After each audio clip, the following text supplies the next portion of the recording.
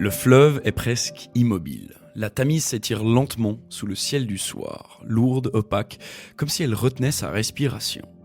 Autour d'elle, tout semble suspendu. Le courant, les voies, le temps lui-même. Sur le pont d'un bateau, quelques hommes sont installés.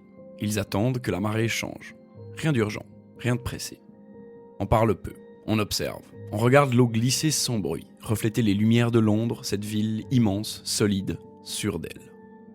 Londres, le cœur battant de l'Empire britannique. Une ville qui se croit stable, rationnelle, civilisée. Une ville qui domine le monde sans avoir besoin d'y penser. Et parmi ces hommes qui observent, l'un se tait plus que les autres. Il s'appelle Marlowe. Il regarde le fleuve et dans ce paysage familier, quelque chose l'inquiète. Pas une peur franche, plutôt une pensée lente, diffuse, qui s'installe sans prévenir. Alors, presque distraitement, il commence à parler. Il évoque un passé. Il parle de ces mêmes terres britanniques, autrefois, au moment où les Romains sont arrivés ici, il y a près de 2000 ans, découvrant les marécages sombres, hostiles, imprévisibles. Pour eux, cette île était une frontière sauvage, un bout de monde sans nom, sans route, sans loi. Marlowe imagine ces soldats romains débarquant sur une terre inconnue, avançant dans la boue, entourés d'une nature qu'ils ne comprennent pas. Il imagine leur peur, leur solitude et leur certitude pourtant, celle d'apporter l'ordre, la lumière, la civilisation. Et soudain, une pensée dérangeante surgit. Ce qui est aujourd'hui le centre du monde civilisé a été autrefois une terre obscure, un lieu qu'on regardait avec méfiance, un endroit qu'on voulait dominer au nom du progrès. Alors, Marlowe se tait un instant. Il observe la Tamise, ce fleuve tranquille, discipliné, presque docile, et il se demande ce qui sépare réellement la civilisation de la barbarie. Est-ce que c'est une question de temps, de puissance, ou simplement de point de vue ? Parce qu'au fond, se dit-il, chaque empire commence par regarder ailleurs et dire « là-bas, ce n'est pas encore le monde ». Et tandis que la lumière décline doucement sur Londres, une idée s'impose, lente mais irréversible. Une idée qui va l'entraîner loin de ce fleuve paisible, loin de cette certitude confortable. Et si la civilisation n'était qu'une façade ? C'est à partir de cette question que commence son récit. Il va raconter son passé, une série d'événements dont il ne s'est pas encore remis. Un récit qui va quitter la Tamise pour remonter un autre fleuve, plus sombre, plus dense. Un fleuve qui ne reflète rien, sinon ce que l'homme préfère ne pas voir.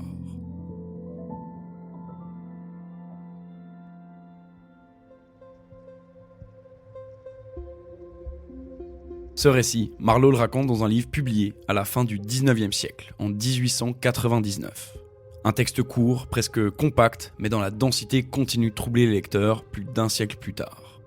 Au cœur des ténèbres de Joseph Conrad. Joseph Conrad n'est pas un écrivain de salon. Avant d'écrire, il a navigué longtemps. Il a vu les fleuves, les ports, les colonies, les zones d'ombre de l'entreprise coloniale européenne. Il a lui-même remonté le fleuve Congo en 1890 comme capitaine d'un vapeur commercial.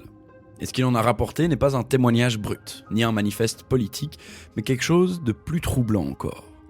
Un texte, où tout passe par la parole, par le regard, par ce qui est dit, et surtout, par ce qui ne l'est pas.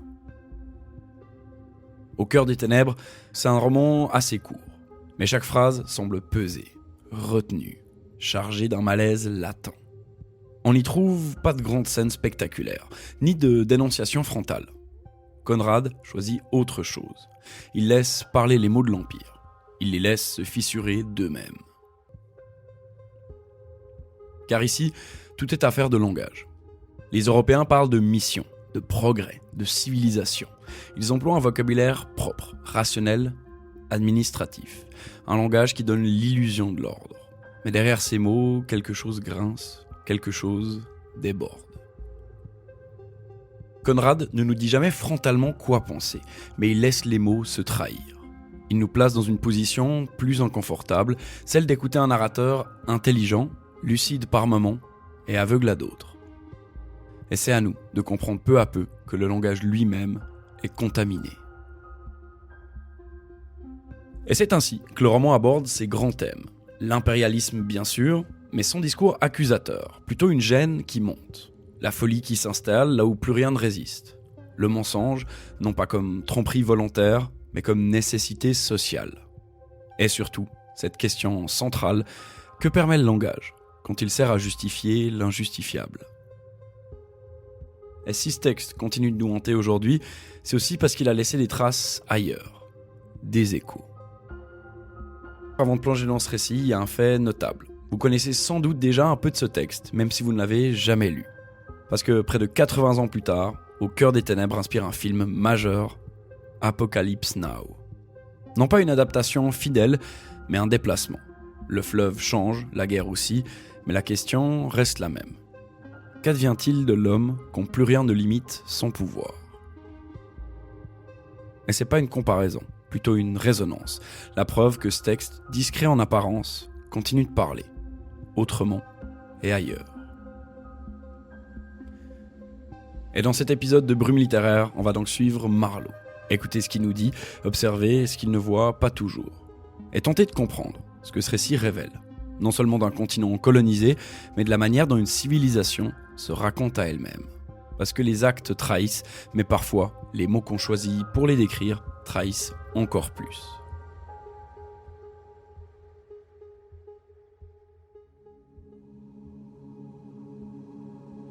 Depuis l'enfance, l'Afrique occupe une place étrange dans l'imaginaire de Marlowe.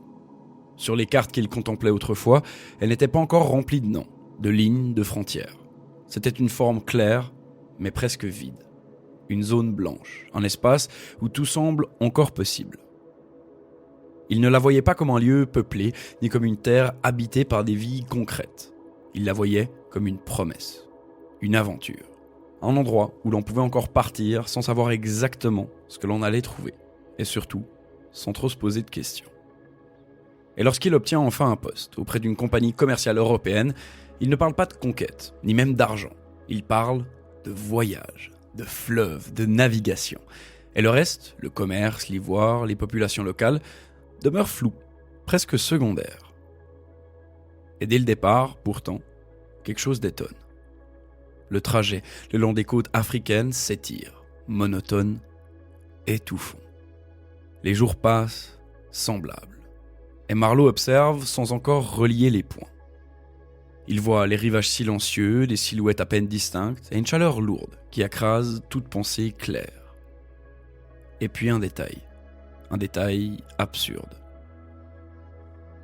Un bateau de guerre français, au large, tire des obus dans la jungle. Sans cible visible, sans combat apparent. Des explosions qui éventrent le feuillage, frappent le vide et se perdent dans la végétation. Marlowe regarde la scène longtemps. Il la décrit comme quelque chose de fou, d'incompréhensible. Il n'y a ni ennemi, ni bataille, ni victoire possible. Seulement des tirs et le silence qui suit. Il ne dénonce pas. Il ne condamne pas. Il constate. Arrivé à la première station de la compagnie, le malaise s'épaissit. Le lieu semble improvisé, mal entretenu, comme si personne n'avait vraiment prévu d'y rester. Des hommes travaillent sous la contrainte, certains enchaînés, d'autres épuisés, abandonnés à l'ombre des arbres. On les appelle des criminels. Le mot circule. Administratif, neutre, pratique. Et Marlowe les regarde. Il regarde leur corps maigre, leur fatigue, leur silence. Mais là encore, il ne formule rien de définitif. Il ne parle pas d'esclavage. Il ne parle pas encore de violence systémique. Il observe une incohérence, une dissonance sans parvenir à la nommer. Ce qui le frappe surtout, c'est l'inefficacité absurde de tout ce qu'il voit. Des machines rouillées, laissées à l'abandon. Des travaux commencés, jamais achevés. Des ordres donnés sans logique apparente. Un chaos bureaucratique qui se cache derrière des mots grandiloquents. La civilisation, ici, ne ressemble pas à une œuvre patiente. Elle ressemble à une façade mal fixée. Et pourtant, Marlowe ne conclut pas. Il n'accuse pas, il avance. Il continue à croire que tout cela mène quelque part, que ces dysfonctionnements sont temporaires et que derrière ce désordre, il y a une intention, un sens, une mission qui n'a pas encore été totalement saisie. Et c'est là que se trouve son aveuglement. Non pas une cécité totale, mais une confiance persistante dans les mots qu'on lui a appris. Commerce, progrès, civilisation. Et à ce stade du récit, Marlowe ne comprend pas encore ce qu'il traverse. Il regarde, il enregistre, il ressent un malaise diffus, sans lui donner de forme. Et c'est précisément là que Conrad installe son piège. Il nous montre un homme intelligent, attentif et sincère, mais encore prisonnier du langage qui lui a appris à voir le monde. Le voyage ne fait que commencer et déjà quelque chose cloche. Mais personne, pas même Marlowe, n'est encore prêt à dire quoi.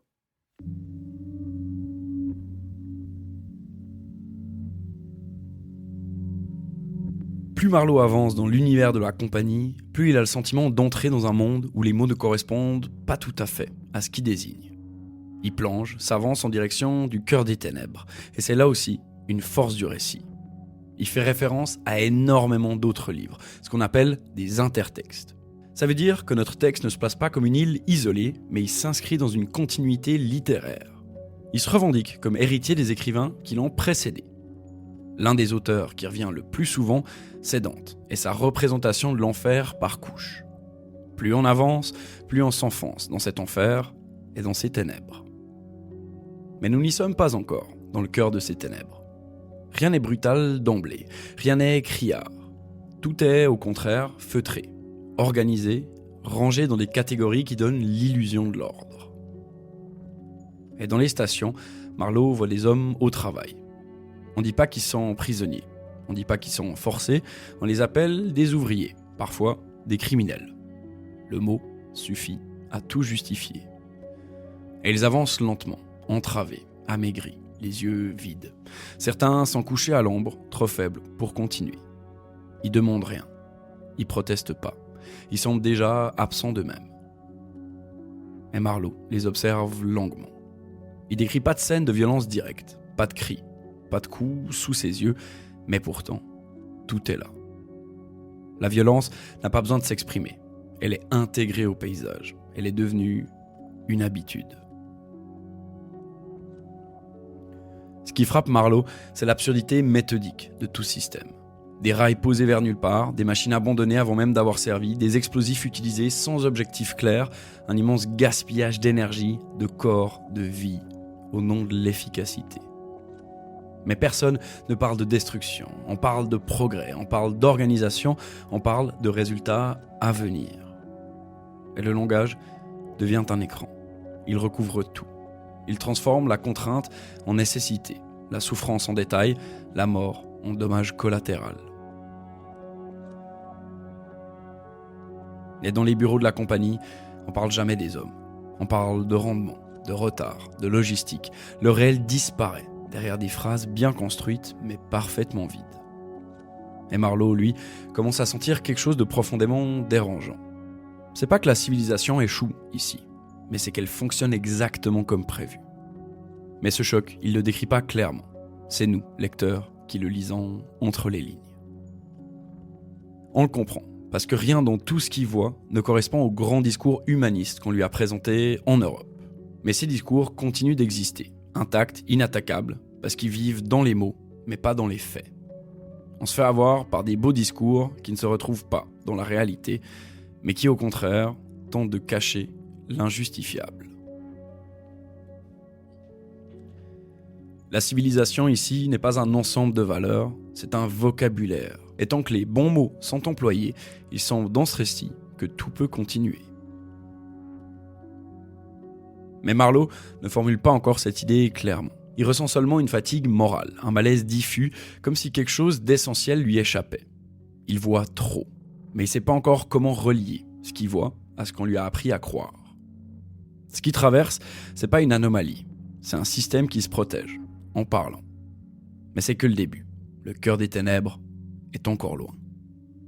Plus on avance vers l'intérieur du continent, plus on comprend que le véritable mensonge ne réside pas dans les actes, mais dans la façon dont on les raconte.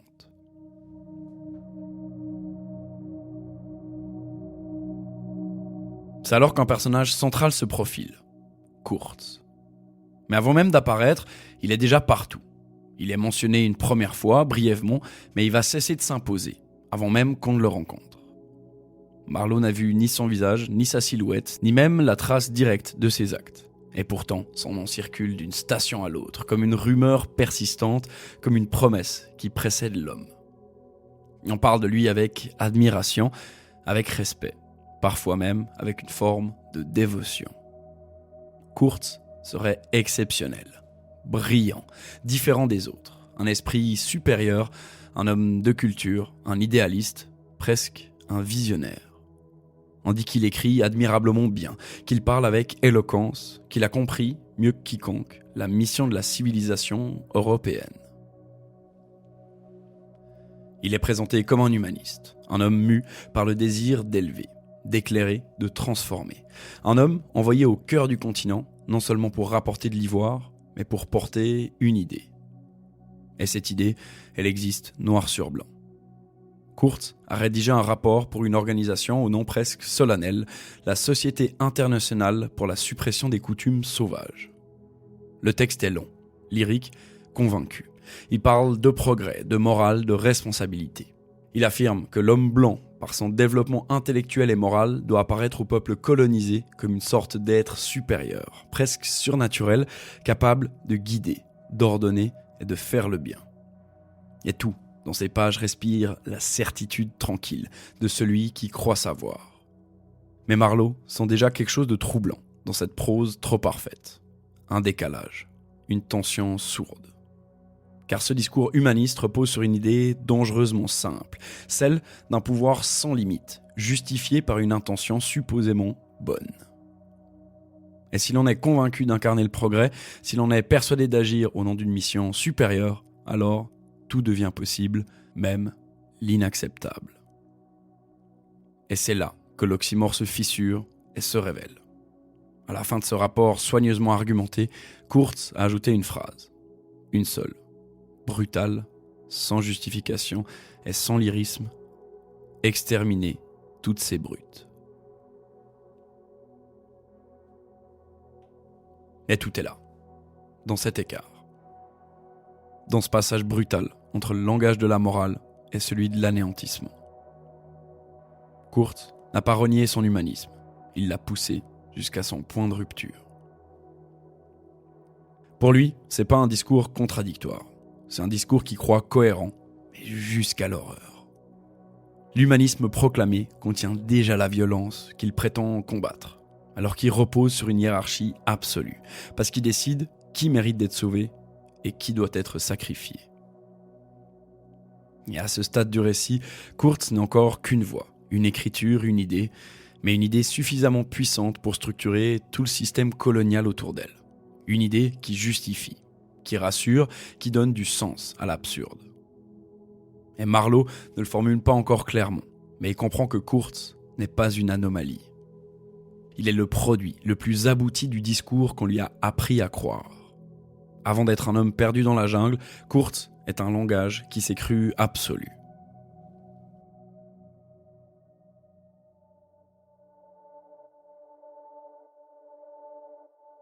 Et la remontée du fleuve commence sans éclat.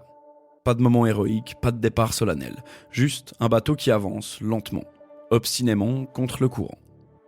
Et autour, un paysage qui semble se refermer à mesure qu'on progresse. Le fleuve n'est plus un simple décor, il devient une présence, une masse vivante, épaisse, silencieuse, qui impose son propre rythme. Et ici, tout ralentit. Les gestes, les pensées, le temps lui-même. La vapeur s'élève au ras de l'eau, la brume brouille les distances et Marlowe a parfois l'impression que le bateau n'avance plus vraiment, qu'il glisse dans un espace sans contour, hors du monde connu. Il n'y a plus de repères, plus de route, plus de ligne droite, seulement cette eau sinueuse, interminable, qui serpente comme une pensée qu'on n'arrive plus à maîtriser. Et Marlowe observe les rives, mais il ne les comprend pas. Des silhouettes apparaissent parfois entre les arbres, des cris résonnent, indistincts, impossibles à interpréter. Il ne sait pas s'ils annoncent une menace, une peur ou simplement une présence humaine qui échappe à son langage. Et c'est là que quelque chose se fissure doucement. Parce que Marlowe sent, confusément, que ce qu'il ne comprend pas l'atteint malgré tout. Que cette jungle qu'il croyait extérieure commence à produire un effet intérieur. le fleuve agit comme un anesthésiant. Il apaise autant qu'il inquiète. Il berce autant qu'il oppresse. À force de lenteur, de répétition, de silence, l'esprit se relâche. Et dans ce relâchement, les certitudes perdent de leur netteté. Puis vient le brouillard. Un brouillard si épais qu'il efface tout. Le ciel, les rives, l'horizon. Le bateau s'arrête presque. On avance à l'aveugle, on écoute plus qu'on ne regarde. Et dans cette immobilité forcée, un cri déchire l'air. Long, inhumain, impossible à situer. Personne ne comprend ce qu'il signifie, mais tous le ressentent. Et quand le brouillard se dissipe enfin, le fleuve se resserre brutalement. Le passage devient étroit, trop étroit. Et soudain, l'attaque. Des projectiles surgissent de la rive, des flèches, des cris. Le chaos éclate sans prévenir. Marlowe n'a pas le temps de penser, seulement de réagir. Et c'est là, dans cet instant suspendu entre panique et action, que le timonier s'effondre. Touché. Il tombe sur le plancher de la cabine, son corps lourd, son sang chaud qui éclabousse Marlowe. Un sang bien réel, bien visible, impossible à nier. Marlowe regarde ce corps qui se vide de sa vie, et quelque chose se brise. Parce que jusque-là, la violence restait abstraite pour lui, lointaine, diffuse. Mais maintenant, elle est là, sur ses chaussures, sur ses mains, dans l'air qu'il respire. L'attaque cesse aussi soudainement qu'elle a commencé. Le fleuve reprend son cours, comme si rien ne s'était passé. Mais Marlowe, lui, a changé. Et c'est à ce moment précis qu'une pensée s'impose à lui, avec une tristesse presque enfantine. Kurtz est sûrement mort. Mort avant qu'il ait pu le rencontrer. Mort avant qu'il ait pu entendre cette voix dont on lui avait tant parlé. Mort sans avoir livré son secret. Et cette idée le frappe plus violemment qu'il ne l'aurait cru. Pas seulement parce qu'il échoue dans sa mission, mais parce qu'il sent qu'il a perdu quelque chose d'essentiel. La possibilité de comprendre. Comprendre ce que devient un homme quand plus rien ne le retient. Comprendre ce qu'il y a au bout de ce fleuve, au bout de cette lenteur, au bout de ce silence, au cœur des ténèbres. Et le bateau continue pourtant, toujours plus loin, toujours plus lentement. Et Marlowe ne le sait pas encore, mais le fleuve ne l'a pas seulement conduit vers Kurtz, il l'a préparé à le rencontrer. Car oui, Kurtz est toujours vivant.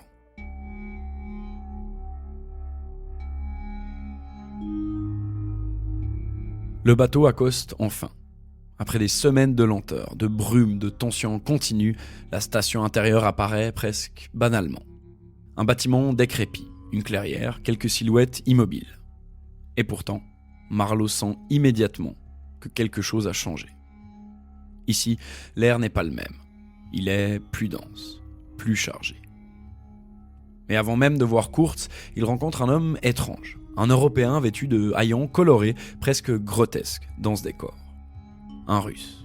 Jeune, exalté, bavard, le regard brûlant d'admiration. Il parle sans s'arrêter. Et il parle surtout de Kurtz. C'est un peu étrange, mais c'est un vrai moment de légèreté. Alors même qu'on vient d'atteindre l'une des parties les plus sombres du récit, on a ce personnage, haut en couleur, un peu amusant qui apparaît. Et à l'entendre parler, Kurtz n'est pas qu'un simple agent de la compagnie. C'est un esprit hors du commun, un génie, un homme qui parle comme personne, un homme qui a élargi son esprit, dit-il, comme on parlerait d'un prophète. Et Marlowe l'écoute, et déjà quelque chose l'inquiète. Pas ce que le Russe dit, mais la manière dont il le dit. Parce que c'est pas de respect qu'il s'agit, cette fascination, une fascination qui a mangé toute distance critique, toute mesure, toute retenue. Marlowe lève alors les yeux vers la station. Et il voit, autour du bâtiment, plantés sur des pics, alignés comme des avertissements silencieux, des têtes humaines. Pas des trophées ennemis, pas des reliques anciennes, des têtes récentes, décomposées, tournées vers l'intérieur. Marlowe comprend très vite. Ces hommes n'étaient pas des ennemis extérieurs, ils étaient des rebelles. Des hommes qui ont désobéi, qui ont déplu ou qui ont simplement résisté. Et c'est là que le mythe de Kurtz se fissure. pas brutalement, pas dans l'excès, mais dans un détail terrible. Personne, ici, ne semble trouver cela absurde. Et Kurt n'est pas seulement obéi, il est adoré. Les habitants de la région le traitent comme une divinité. Ils le suivent, ils le servent, ils se battent pour lui. Non parce qu'il les y force constamment, mais parce qu'il a occupé tout l'espace. Et Marlowe commence à comprendre. Ici, il n'y a plus de loi, plus de règles, plus de regard pour juger. Seulement un homme et un pouvoir sans limite. C'est pas la violence brute qui a transformé Kurt, c'est l'absence totale de contradiction. Personne pour lui dire non. Personne pour lui rappeler une frontière. Personne pour limiter ses désirs, ses idées, ses pulsions. Kurt a parlé, on l'a écouté. Il a ordonné, on a exécuté. Il a voulu plus et rien ne l'a arrêté. Marlowe, à nouveau, ne dit pas tout cela explicitement. Il le suggère, il le contourne. Parce qu'il sent, confusément, que ce qu'il voit ici n'est pas une exception monstrueuse, mais une possibilité humaine. Kurt n'est pas fou parce qu'il est différent. Il est fou parce que tout lui a été permis. Et quand Marlowe aperçoit enfin Kurt, porté sur une civière, malade, amaigri, presque spectral, il est frappé par une chose paradoxale. Ce corps est faible, mais cette voix est encore intacte. Kurt parle, et même demi-mourant, il captive. Il parle de ses projets, de ce qu'il aurait encore pu accomplir, et de ce qu'on lui arrache. Il ne se repent pas, il ne regrette rien. Et Marlowe comprend alors l'horreur véritable. C'est pas ce que Kurt a fait. C'est ce qu'il est devenu en toute logique, sans entrave, sans frein et sans regard extérieur. À cet instant précis, le livre cesse d'être ambigu. Parce que le cœur des ténèbres, c'est plus un lieu. C'est plus la jungle, c'est même plus l'Afrique. C'est un homme, livré entièrement à lui-même.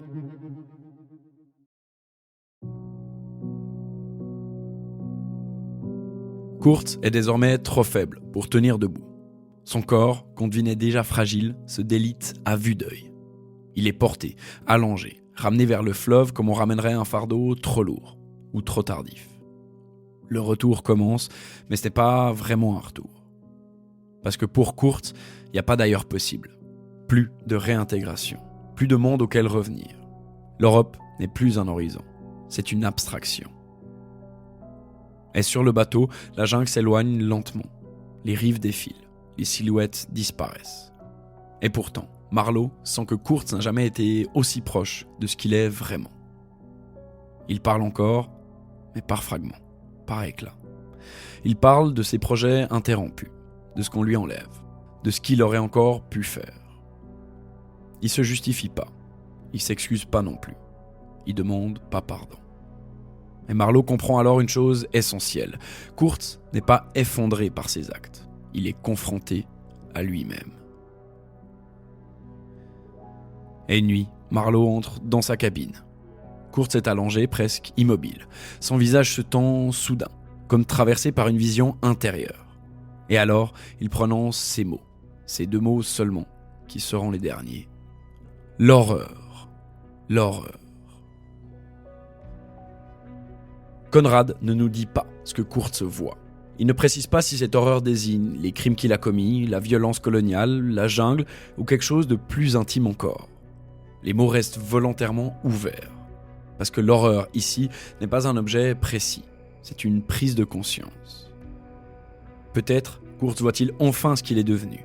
Peut-être mesure-t-il l'abîme entre ses idéaux proclamés et ce qu'il a incarné. Peut-être comprend-il que, libéré de toute limite, il n'a pas atteint la grandeur, mais le vide. Ou peut-être, et c'est ce qui rend cette scène si troublante, que cette horreur n'est pas seulement la sienne. Peut-être est-ce celle d'un système, d'un monde qui s'est raconté une histoire pour mieux justifier sa violence. D'une civilisation qui, au nom du progrès, a accepté de ne plus se regarder en face. Et Conrad ne tranche pas, il ne ferme pas le sens, il nous laisse seuls avec ces mots, comme Marlowe et comme Kurt. Et peu de temps après, Kurt meurt. sans rédemption spectaculaire, sans révélation finale, avec pour testament ces mots suspendus. Et Marlowe, témoin de cette fin, comprend que le voyage n'a pas mené à un trésor, ni à une vérité confortable. Il a mené à une limite.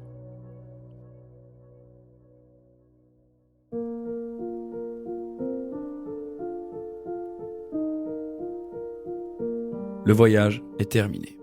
Le fleuve s'élargit et l'eau devient plus lisse, plus docile. La jungle a disparu derrière l'horizon comme un mauvais rêve dont on se réveille sans savoir s'il était vraiment fini. Et devant Marlowe, l'Europe réapparaît. Les villes, les quais, les gestes polis, les conversations bien réglées.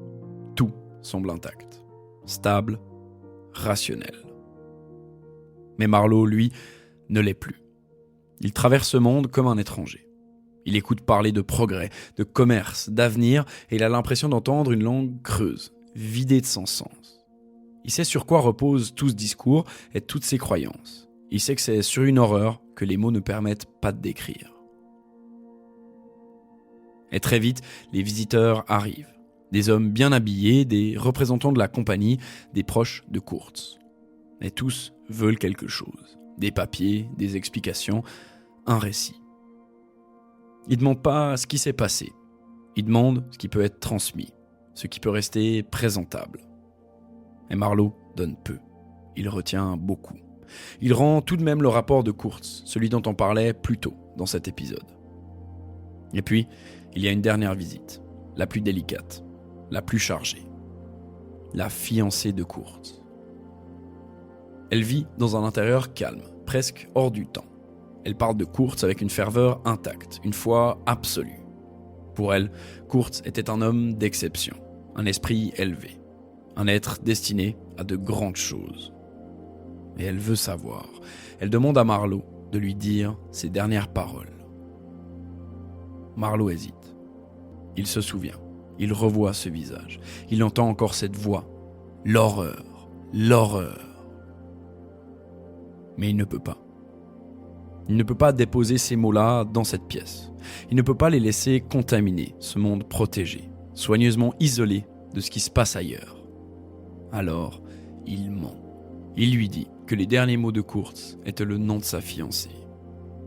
Et elle l'écoute, bouleversée, reconnaissante, comme si cette phrase venait sauver quelque chose, comme si elle rendait la mort acceptable.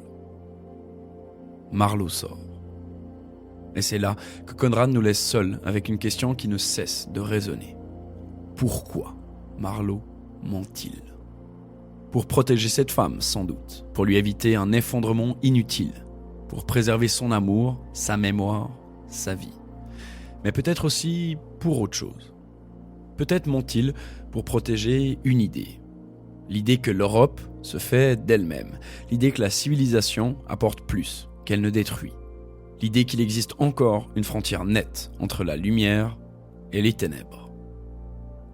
Dire la vérité aurait fissuré ce récit, aurait laissé entrer le doute, aurait rappelé que l'horreur n'est pas seulement ailleurs.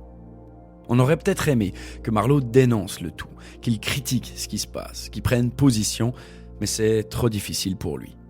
Personne ne le comprendrait. Et le fleuve, à la fin du livre, n'est plus africain.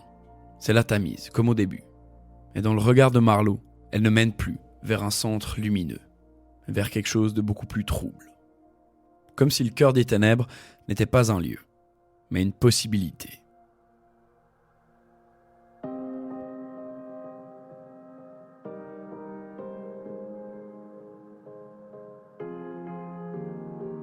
Le récit de Marlowe s'achève là où il a commencé, sur un fleuve calme, sous un ciel bas, à Londres.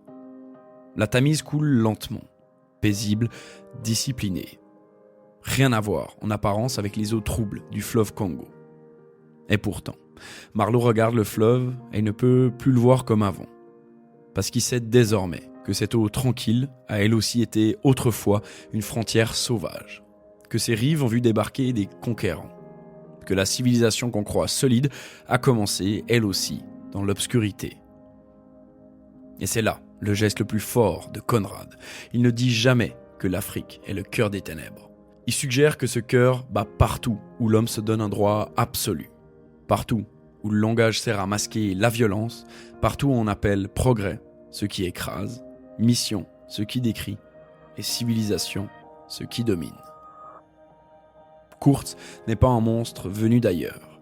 Il est une possibilité humaine, un homme à qui l'on a tout permis, et qui a fini par se perdre dans cette permission même. Et Marlowe n'est pas un héros. Il est un témoin, lucide mais pas innocent, capable de voir et de taire. Et c'est peut-être là que le livre nous touche encore aujourd'hui. Parce qu'il ne nous accuse pas, il nous observe et nous demande simplement ceci, sans jamais le formuler clairement. Qu'est-ce que nous choisissons de ne pas dire pour que le monde reste supportable ? Si cet épisode vous a accompagné, troublé ou simplement donné envie de relire Conrad, sachez qu'un commentaire, une note ou un partage aide énormément Brume Littéraire à continuer à faire vivre ces textes et à les faire découvrir à d'autres auditrices et auditeurs.